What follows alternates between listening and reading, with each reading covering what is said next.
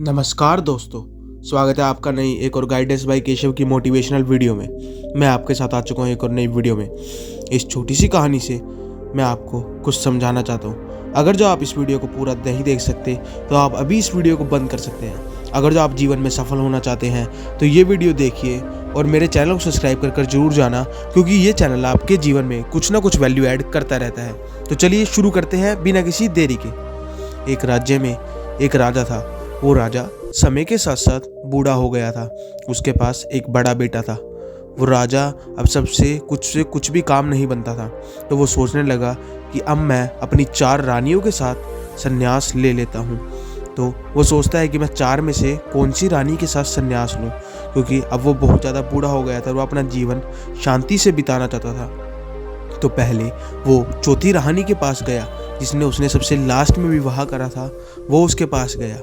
उसने उस रानी के सामने प्रस्ताव रखा कि क्या तुम मेरे साथ संन्यास चलोगी जंगलों में, वहाँ पर हम अपना जीवन शांति से बिताएंगे। पर उस चौथी रानी ने साफ साफ इनकार कर दिया कि मैं तुम्हारे साथ संन्यास नहीं जाऊंगी, मुझे इसका कोई शौक नहीं है। राजा बहुत दुखी हो गया।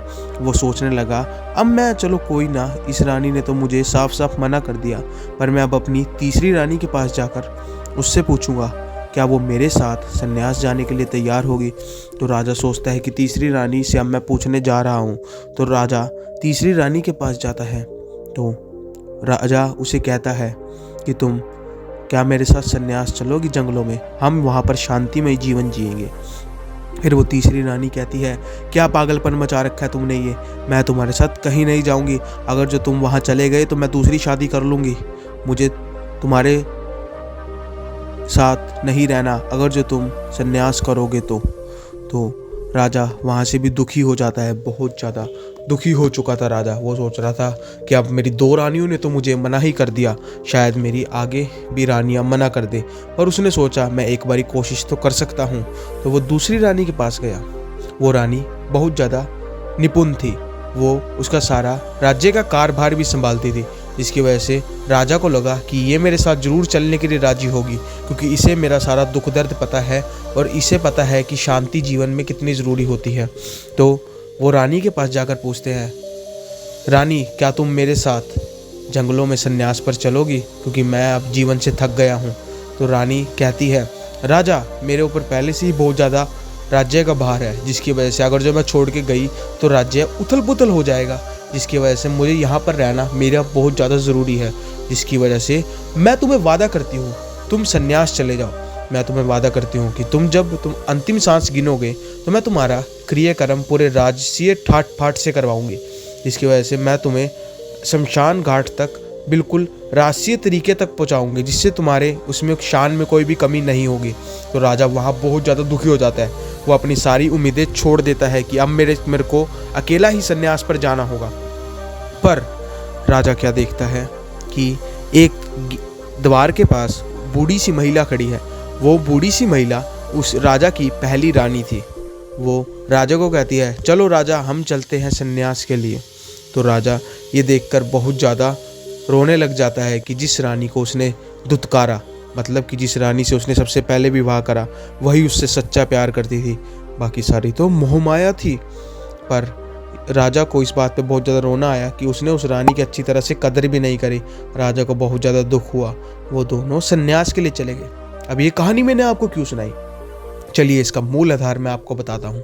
देखिए, जो चौथी रानी थी वो हमारे शरीर, जो हम गोरा रंग काला रंग करते रहते हैं, उसको दर्शाती है, क्योंकि उसने जो हमारे साथ जानी ही नहीं, उसने हमारे को सीधा ही मना कर दिया। चाहे हम शरीर जितना मर्जी फिट कर लें, यह भगवान का एक किराए दिया हुआ वस्तु है जो एक ना एक दिन आत्मा निकलने पर बेकार हो जाएगी, क्योंकि मुर्दे को तो 2 दिन से ज़्यादा कोई भी नहीं रखता। और तीसरी रानी से जब पूछा, आपको याद होगा तीसरी रानी ने ये कहा था कि मैं दोबारा शादी भी कर सकती हूँ। ये है मैटेरियलिस्टिक थिंग, मतलब पैसा, शोहरत। ये अगर जो आपके पास नहीं होगी तो ये किसी और के पास होगी।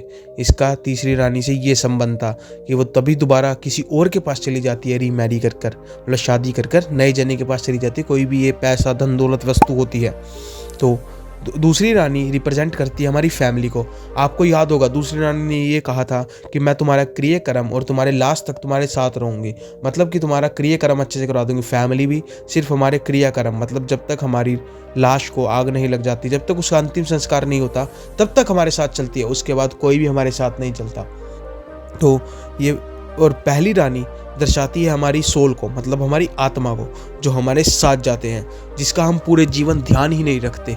जो पहली रानी क्योंकि बूढ़ी हो चुकी थी, वो उसके साथ जाने के लिए तैयार हो गई थी, वो हमारी सोल को दर्शाती है, क्योंकि हम पूरे जीवन इन सब चीज़ों में ही, पहली 3 रानियों में ही घुसे रहते हैं, जिसकी वजह से हम अपनी पहली रानी, मतलब कि हमारी आत्मा, हमारी सोल का ध्यान नहीं रख पाते, जिसकी वजह से हमारा जीवन बर्बाद हो जाता है और हमें बहुत ज़्यादा नुकसान हो जाता है। जिसकी वजह से हमें अपने आत्मा का सुनना चाहिए और आत्मा का ख्याल रखना चाहिए, क्योंकि जिसकी आत्मा साफ होती है उसका जीवन बहुत मज़े में कटता है।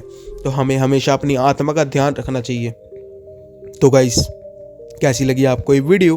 अगर जो आपको इस वीडियो से कुछ नया जानने को मिला हो तो हमारे चैनल को सब्सक्राइब और पेज को फॉलो जरूर कीजिए, क्योंकि हम डेली आपके लिए एक ऐसी मोटिवेशनल वीडियो लाते रहते हैं। तब तक के लिए धन्यवाद।